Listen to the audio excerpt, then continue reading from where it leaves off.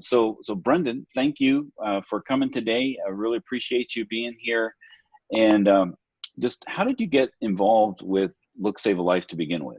It's an interesting journey, but I was a former firefighter who was very passionate about cycling. And I had a couple personal incidents as a cyclist with some distracted motorists. And then as a firefighter, we often responded to the tragic consequences of distracted driving.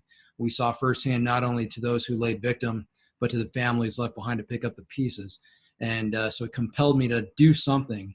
And I took action in 2012 and launched a nonprofit here in Southern Arizona through Look Save a Life, bringing it down from Boise, Idaho, where they had launched in 2009 as a result of a dear friend of theirs, Kevin Pavlis, having been struck and killed.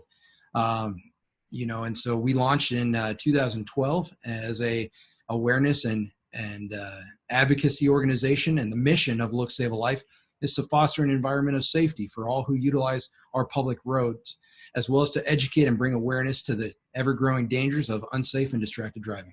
So your main mission was to, combat distracted driving.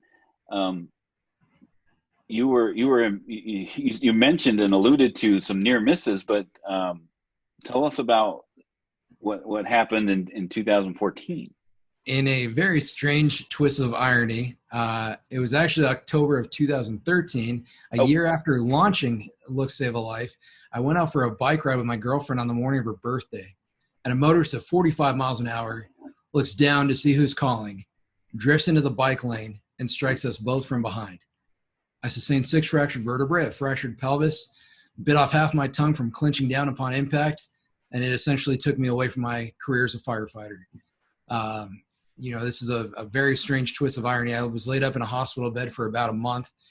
2 former state lawmakers came to my hospital bedside, and we discussed ways in which to legislate distracted driving. And, some things happened since then. And you had, so that was your start of battling and trying to get something passed at the state level. Tell us about that road. Yeah, I worked with 2 state lawmakers in a bipartisan effort. One was a former state representative, and the other was a former state senator, one Republican, one Democrat.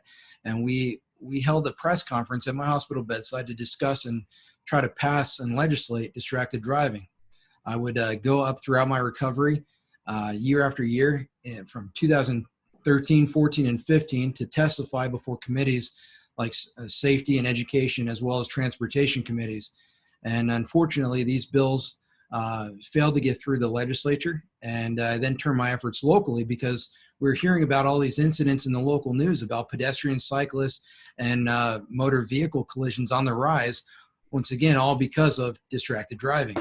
And so I turned my efforts locally and helped Pima County, the city of Tucson, and Oro Valley, as well as 10 other jurisdictions throughout our state, as far north as Yavapai County to as far south as the city of Nogales. I went before these mayor and council meetings, as well as county supervisor meetings, to try to educate and encourage them to adopt policies or ordinances on this effort. And since the start of 2018, we were able to get 15, maybe 16 jurisdictions to take action and pass these ordinances, creating a huge upward trend to put added pressure on the state. And finally, last year in April, Governor Doug Ducey and our state legislature adopted Arizona's hands-free distracted driving law. That's got to feel like a weight has been lifted off your shoulders with that journey from start to finish. It's very empowering, and that's what's compelled me to leverage my voice and build upon those relationships up at our state capitol to give a voice to Southern Arizona. Now, one of the things I remember seeing you on the news in your hospital bed, because I had just started, cycling, and of course that's a concern when you're out there. And the thing that struck me about you is that your message in your hospital bed was, "Don't text and drive." You were not concerned about yourself. You were more concerned about other people. You have a really interesting turn of events where you actually met the driver that struck you. Can you tell us about that? Yeah. So early on, I had this gentleman's phone number and his address from the police report. But anytime I'd go pick up the phone and call him or pen a letter, I got scared. What would I say? What would he say? And, days, weeks, months, and years had passed by, and I never heard from the man who almost ended my life. And, I went through counseling sessions wanting to discuss this and to, of course I knew what he looked like from social media and, all this. Anyway, all this time had passed by.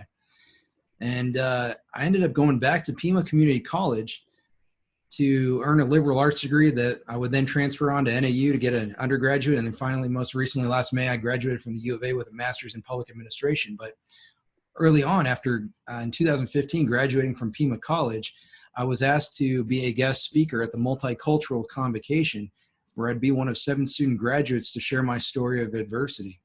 One was a lost boy from Sudan. One was a Navajo tribal member from New Mexico. One was this woman from Mexico to get an education. And I happen to be this token white guy who gets hit by a car. There's your multicultural. And so I get up and share my story of what brings me back to Pima Community College. I had already graduated with a degree in fire science and general studies, but I needed a liberal arts degree to transfer onto a university. And as I'm sharing this story, little did I know at the time, who was sitting in that audience was a man who had struck me. This evening, it was 2 years, 7 months, and 2 days had passed by, and I am now potentially going to meet the man who almost ends my life. And I sat down, and all the student speakers were in the front row. In the row behind me, about 4 people down, was Jamal, the guy who had struck me.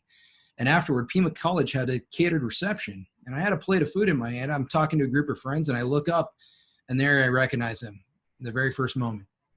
I set my plate of food down. I immediately approached him, and I said my name, and I introduced myself. I said his name, and I introduced myself. Jamal looked at me as if he had seen a ghost.